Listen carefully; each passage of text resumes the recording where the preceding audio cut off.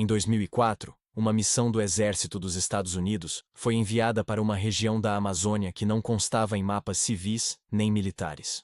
Oficialmente, tratava-se de um exercício de cooperação internacional. Extraoficialmente, 22 soldados entraram em um território onde sensores falhavam, comunicações morriam e a floresta reagia como se estivesse viva. Apenas parte da equipe retornou, e o que eles relataram jamais foi registrado. Este é o testemunho de um dos sobreviventes. Um relato sobre silêncio, algo enterrado há muito tempo, e o erro de acordá-lo. Antes você vai ouvir agora, não aparece em nenhum relatório público, nem nos arquivos liberados após a Lei de Liberdade de Informação. O nome oficial da operação foi apagado. Internamente, ela era conhecida apenas como Projeto Arara Preta. Em julho de 2004, eu era sargento de comunicações do Exército dos Estados Unidos, designado para missões conjuntas na América do Sul. Tinha 31 anos, 2 rotações no Oriente Médio e uma ficha limpa o suficiente para receber ordens que vinham sem explicações. Quando o memorando chegou, ele não mencionava combate. Dizia apenas, missão de reconhecimento ambiental e apoio logístico em território amazônico. Nada mais. 22 homens foram selecionados. Nenhum voluntário. Nenhuma recusa aceita. O briefing ocorreu em uma sala sem janelas, dentro de uma base aérea no sul da Flórida. Não houve bandeiras, nem discursos patrióticos. Apenas um coronel cujo nome nunca constou nos documentos que assinamos. Ele projetou um mapa na parede. Grandes áreas estavam desfocadas. Não censuradas, apagadas. A região não possui identificação cartográfica atual, ele disse. Qualquer equipamento pessoal com GPS será confiscado. Nenhuma gravação não autorizada. Nenhum contato com imprensa. Esta missão não existe. O objetivo oficial era avaliar relatos de atividade ilegal em território de preservação profunda, extração mineral, disseram. Mas quando alguém perguntou por que um pelotão completo de infantaria estava sendo mobilizado para isso, o coronel apenas respondeu: porque equipes menores não retornaram. Esse foi o primeiro silêncio da sala. A equipe era composta por operadores experientes. Infantaria leve, 2 especialistas em selva, um biólogo civil contratado pelo Departamento de Defesa e uma unidade de comunicações, eu incluído. Nosso comandante era o capitão Aaron Holt, 40 anos, carreira impecável, olhar frio. Ele não fazia perguntas desnecessárias, apenas executava. Desembarcamos em Manaus 2 dias depois, sob a cobertura de um exercício bilateral. De lá, seguimos em helicópteros não identificados por mais 3 horas, atravessando um tapete verde que parecia infinito. Não havia estradas. Não havia rios grandes o suficiente para navegação. Apenas floresta. O ponto de inserção não era um acampamento. Era uma clareira aberta artificialmente, com sinais de que alguém havia estado ali antes e saído às pressas. Torres de sensores desmontadas, cabos cortados, nenhum corpo, nenhuma cápsula de bala, nada. Quando os helicópteros partiram, o som desapareceu rápido demais. A floresta não retomou seus ruídos normais.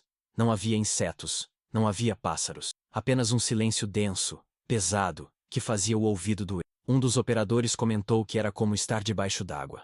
Instalamos o perímetro e montamos comunicação satelital. Nenhum sinal. Tentamos frequências de emergência. Nada. Apenas estática. E algo por trás dela. Um ruído baixo, ritmado, quase imperceptível.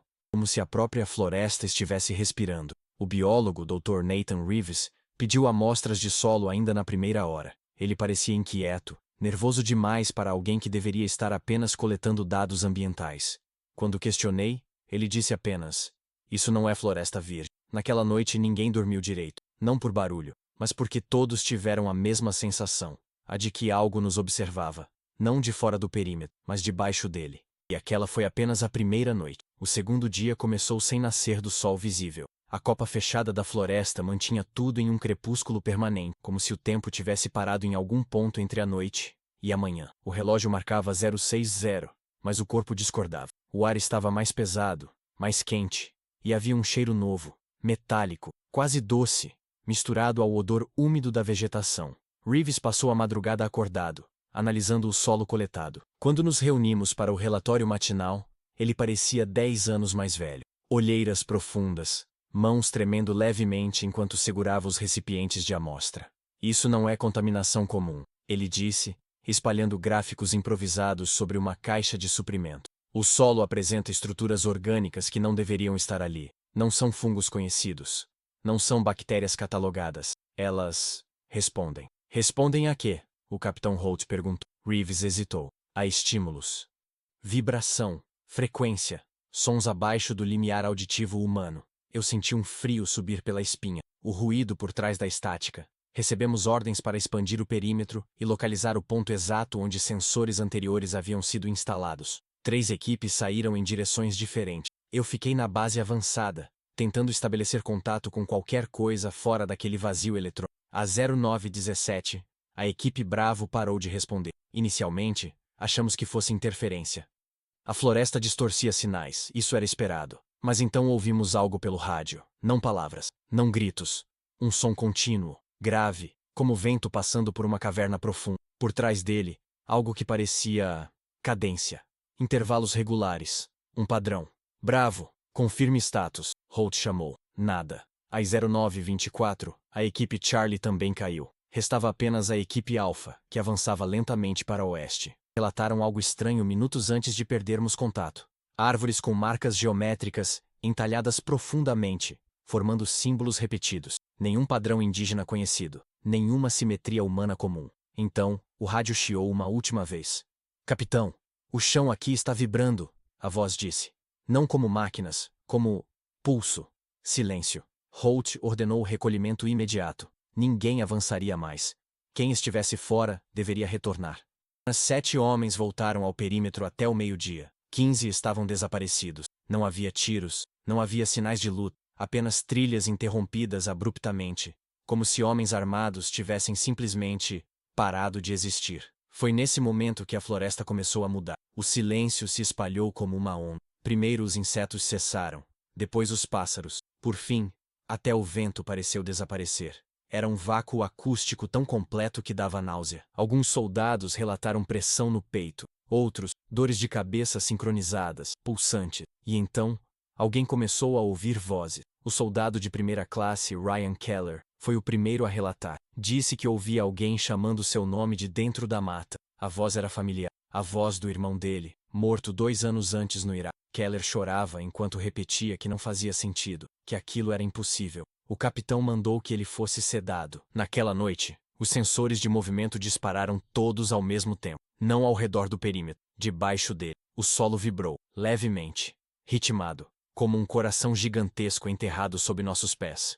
Reeves entrou em pânico. Ele gritava que aquilo não era uma estrutura natural, que os dados indicavam cavidades profundas, enormes, se estendendo quilômetros abaixo da floresta. Algo antigo, algo construído, ou cultivado. Às 02h11, Keller desapareceu da barraca médica. Não houve alarme. Não houve abertura de perímetro. Apenas um zíper aberto, e pegadas que iam até a borda da clareira e paravam ali, abruptamente.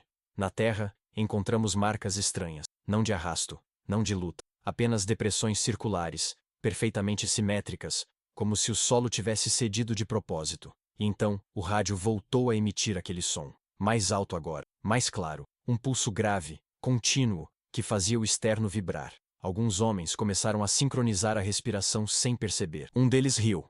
Outro caiu de joelhos, dizendo que finalmente entendia. Foi nesse ponto que Holt tomou a decisão que selou o destino de todos nós. Ele ordenou que fôssemos até a origem do sinal, e a floresta abriu caminho para nós. Partimos a 03h40, quando a escuridão era total, e a floresta parecia suspensa em um estado antinatural de espera. Éramos 9 agora. 22 entraram. 9 ainda caminhavam. Ninguém precisou verbalizar o que todos já sabiam. Aquela missão não terminaria com extração. O capitão Holt liderava a coluna. O pulso guiava nossa direção com precisão absurda. Não precisávamos de bússola, GPS ou mapas. O chão vibrava com mais intensidade conforme avançávamos, como se algo sob a superfície estivesse ajustando sua frequência à nossa presença. Reeves caminhava atrás de mim, murmurando números e teorias que ninguém pediu para ouvir. Ele falava de estruturas miceliais, de organismos distribuídos como redes neurais, de inteligência sem centro fixo. Disse em voz baixa que aquilo não era um ser, era um sistema. A floresta começou a mudar de forma. As árvores passaram a crescer em padrões não aleatórios. Troncos curvavam-se levemente para dentro, formando corredores naturais. Cipós pendiam como cabos, todos na mesma inclinação. O solo estava liso demais, compacto demais, como se tivesse sido preparado. A 04h22, chegamos. A clareira não aparecia nos mapas porque não era uma clareira. Era uma cavidade aberta de dentro para fora. um círculo perfeito, com cerca de 50 metros de diâmetro. O chão estava rebaixado, formando um anel em torno de uma estrutura central parcialmente exposta. Não era metal, não era pedra comum, era algo orgânico, fossilizado, mas ainda vivo. Uma massa gigantesca emergia do solo, coberta por camadas de material que lembravam madeira petrificada misturada com osso. Veias azuladas percorriam sua superfície, pulsando no mesmo ritmo que sentíamos no peito. Ninguém falou. O rádio, que até então transmitia apenas o pulso, começou a emitir algo novo. Vozes sobrepostas, não palavras completas, fragmentos, tons emocionais, medo, alívio, reconhecimento. O soldado Lewis caiu de joelhos e começou a chorar. Ela sabe que estamos aqui, ele disse. Ela estava esperando. Antes que alguém pudesse reagir, Lewis caminhou até a estrutura. Cada passo parecia aliviar sua dor. Quando tocou a superfície, o pulso aumentou abruptamente. O chão se abriu como pele cedendo à pressão. Lewis foi engolido sem um grito sequer. Não houve sangue. A estrutura se ajustou. Reeves estava em êxtase. Ele gritava que aquilo explicava tudo. Que a Amazônia não era apenas uma floresta, mas um sistema de contenção. Que aquilo embaixo da terra era antigo demais para ter sido criado por humano, mas jovem demais para ser natural. Isso é uma incubadora, ele disse. Um nó. Um cérebro distribuído. Ela usa organismos conscientes para expandir sua rede. O capitão Holt ordenou recuo imediato. Foi tarde demais. O pulso mudou de frequência. Mais rápido, mais agressivo. Alguns homens começaram a tremer. Outros sorriram. O soldado Harris apontou sua arma para nós e disse calmamente que não precisávamos mais lutar. Que a missão tinha sido cumprida no momento em que chegamos ali. Martinez, um dos especialistas em selva, atirou primeiro. Um disparo limpo. Harris caiu, mas quando seu corpo atingiu o solo, algo se moveu dentro. Seus ossos estalaram. Seu peito se expandiu de forma errada, e ele se levantou. Não era mais Harris. Outras figuras começaram a emergir da floresta ao redor da clareira. Alguns vestiam uniformes americanos. Outros, roupas civis antigas, rasgadas, cobertas por décadas de decomposição interrompida. Todos caminhavam com o mesmo ritmo. Todos vibravam com o pulso. Reeves sorriu. Ela está nos integrando, e disse. Isso não é morte, é continuidade. O capitão executou Reeves sem hesitar. O tiro ecoou como um erro em um sistema perfeito. A resposta foi imediata. A estrutura central se abriu, e algo começou a subir. O que emergiu da estrutura não tinha forma definida no início. Era como observar uma ideia tentando se tornar matéria. Camadas se reorganizavam, retraíam, expandiam, buscando uma configuração estável. A superfície pulsava, abrindo fendas por onde escapava um vapor frio, azulado, que fazia a vegetação ao redor murchar em segundo. O pulso tornou-se ensurdecedor, não apenas ouvido, sentido. Cada batida fazia o coração errar o compasso. 2 soldados caíram inconscientes quase imediatamente. Espuma branca surgiu nos cantos da boca deles. Olhos virados para trás. O capitão Holt gritava ordens, mas sua voz parecia distante, como se estivesse submersa. Ele apontou para mim e para Martinez, sinalizando retirada lateral. Não era uma fuga, era contenção, ganhar tempo. As figuras ao redor da clareira começaram a se mover em uníssono. Não corriam, avançavam com certeza absoluta, como se o resultado já estivesse decidido. Um deles se aproximou o suficiente para que eu reconhecesse o rosto. Era Keller. Ou algo usando Keller. Seu corpo estava mais alto, a estrutura óssea alongada, a pele esticada demais para o crânio. Mas os olhos ainda tinham reconhecimento. Ela lembra de você, ele disse com a voz reverberando em camadas. Ela lembra de todos. Disparei sem pensar. O impacto arrancou parte do ombro, mas ele não caiu. Continuou vindo até Martinez lançar uma rajada curta que finalmente o derrubou. Mesmo no chão, o corpo tremia, tentando se reerguer. Holt percebeu o que eu já temia. Não estávamos enfrentando inimigos individuais. Estávamos dentro do perímetro de um sistema ativo. Ele ordenou a divisão do grupo. 3 homens, incluindo ele, avançariam em direção à estrutura para distrair e provocar uma reação direta. O restante deveria alcançar o antigo ponto de extração e tentar restabelecer contato aéreo. Não houve discussão. Todos entenderam o custo. Eu fui designado para o segundo grupo. Enquanto recuávamos, vi Holt correr direto em direção à massa pulsante. Ele lançou granadas que explodiram contra a superfície orgânica, arrancando fragmentos que se regeneravam quase instantaneamente. A coisa respondeu. Tentáculos, não físicos no sentido comum, se projetaram do solo. Onde tocavam, a matéria se deformava, árvores se dobravam, solo se liquefazia. Um dos homens do grupo de Holt foi puxado para baixo sem sequer gritar. A floresta fechou atrás de nós como se estivesse sendo instruída a nos impedir. O caminho que havíamos usado minutos antes não existia mais. Raízes emergiam, cipós se entrelaçavam, formando barreiras naturais. Martinez cortava o que podia, mas o terreno parecia se reorganizar em tempo real. Um dos soldados começou a rir. Era um riso baixo no início, nervoso. Depois, alto demais, ele largou a arma, dizendo que estava tudo bem, que a dor tinha parado, que finalmente fazia sentido. Antes que pudéssemos contê-lo, ele se jogou em uma depressão no solo que se abriu como uma... O pulso mudou novamente. Agora ele vinha de todos os lados. Chegamos à clareira de inserção pouco antes do amanhecer. Os helicópteros não estavam lá. Não havia sinal algum de que estivessem vindo. O rádio era inútil. Apenas o mesmo ritmo, constante, paciente. Foi então que o chão começou a se mover. Não um terremoto, um ajuste. Como se algo enorme estivesse mudando de posição abaixo da superfície. A clareira começou a afundar lentamente, formando um funil. Martinez olhou para mim e entendeu antes de eu falar. Aquilo não era uma perseguição, era colheita. A clareira afundava devagar demais para ser um colapso natural. O solo não cedia, ele se reorganizava, como um organismo ajustando sua própria anatomia. Árvores inclinavam-se para dentro, raízes emergiam e se entrelaçavam, formando uma estrutura em espiral ao nosso redor. Não era destruição, era arquitetura. Restávamos 5. Martinez, eu, 2 soldados feridos e um operador cujo nome eu nunca cheguei a aprender. O pulso estava mais forte ali, quase confortável, como se estivéssemos no centro de algo vivo. Um dos feridos começou a murmurar palavras desconexas. O outro apenas sorria, lágrimas escorrendo pelo rosto. Ela não quer nos matar, ele disse. Quer nos terminar. Martinez puxou-me pelo colete. Havia algo diferente em seus olhos, não medo, raiva. Uma raiva antiga, pesada, que vinha de alguém que já ouvira histórias demais para ignorar sinais como aqueles. Isso não começou em 2004, ele disse baixo. Os povos antigos sabiam. Eles não chamavam de monstro, chamavam de ventre. O operador anônimo começou a caminhar em direção ao centro da clareira. Tentamos detê-lo. Ele se livrou com força absurda, repetindo que estava cansado de lutar contra algo que sempre esteve ali. Quando o chão se abriu sob seus pés, não houve pânico.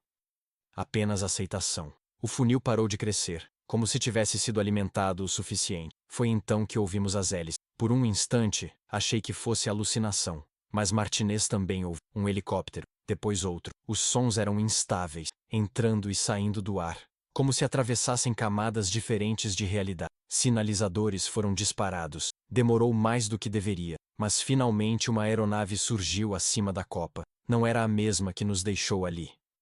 Não tinha identificação visível. Pairou longe demais para ser extração imediata. A voz no rádio não pediu confirmação. Apenas deu ordens. Vocês não devem mais estar aí. Antes que pudéssemos responder, explosões atingiram a borda da clareira. Não eram ataques diretos. Eram contenção. Napalm. Fogo químico. A floresta começou a queimar em padrões circulares, como se estivessem desenhando limites. A coisa reagiu. O pulso ficou caótico. O solo tremeu. Partes da clareira colapsaram de vez, enquanto outras se elevaram. Um dos feridos começou a gritar, não de dor, mas de separação, como alguém arrancado de algo essencial. Martinez me empurrou em direção ao ponto de extração improvisado. Vai, ele disse. Isso não acaba aqui, mas precisa de alguém fora para lembrar. Eu gritei para que ele viesse comigo. Ele não respondeu. Apenas voltou-se para a clareira, ajoelhou-se e pressionou um detonador que eu não sabia que ele carregava. O fogo engoliu tudo. A onda de impacto me lançou contra o chão. Quando acordei, estava preso por cabos, sendo içado. A floresta abaixo era um inferno contido, queimando de forma antinatural, sem se espalhar, sem consumir além do perímetro definido. Lá embaixo, algo se movia, mesmo em chamas. A extração não foi limpa, não foi rápida e definitivamente não foi silenciosa. Enquanto o helicóptero via a floresta abaixo se contorcer como algo não derrotado. As chamas não se espalhavam de forma natural. Elas obedeciam limites invisíveis, círculos perfeitos traçados por quem já sabia exatamente onde atacar. Aquilo não era uma tentativa de destruição total. Era contenção emergencial. Quando cruzamos a camada de nuvens, o pulso cessou. Não gradualmente, não suavemente. Ele simplesmente parou, como se alguém tivesse fechado uma porta gigantesca atrás de nós. O silêncio que se seguiu foi quase pior. Meu coração demorou a encontrar o próprio ritmo.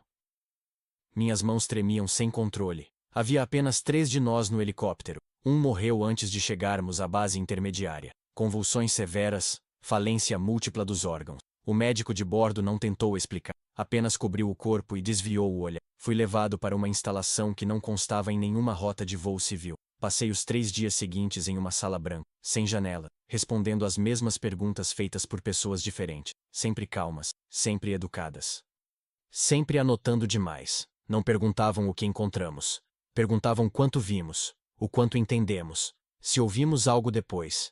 Quando mencionei Martinez, o nome foi ignorado. Quando falei da estrutura, as anotações pararam por alguns segundos longos demais. Quando descrevi o pulso, uma das pessoas pediu que eu repetisse o ritmo batendo os dedos na mesa. Ele acertou junto comigo. O relatório final classificou a missão como Operação de Combate Ambiental Mal-Sucedida, com perdas atribuídas a agentes biológicos desconhecidos e falha de extração em terreno hostil. Nenhuma menção à estrutura, nenhuma menção ao fogo controlado, nenhuma menção aos desaparecidos. Dos 22 soldados enviados à Amazônia em 2004, apenas 2 constam como sobreviventes oficiais. Eu não sou um deles. Fui dispensado com honras administrativas, compensação financeira e um acordo de confidencialidade que previa prisão perpétua em caso de violação. Assinei, não por medo da prisão, mas porque entendi que ninguém estava preparado para ouvir aqui. Meses depois, recebi um e-mail criptografado, sem remetente, apenas um anexo. Imagens de satélite da Amazônia, captadas após a operação.